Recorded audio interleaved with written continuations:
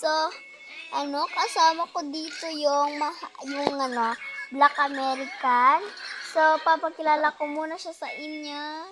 Si Tracy Rowe. Say hi.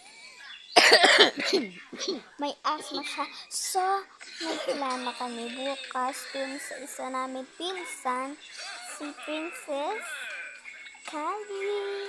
So, siya yung kasama ko, si Tracy Rowe. Pero, yung ipaprank namin, hindi naman siya grabe.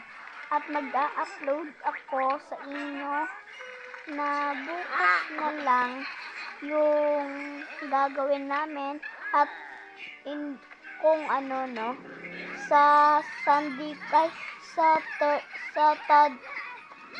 ko na lang siya sa Sabado ko na lang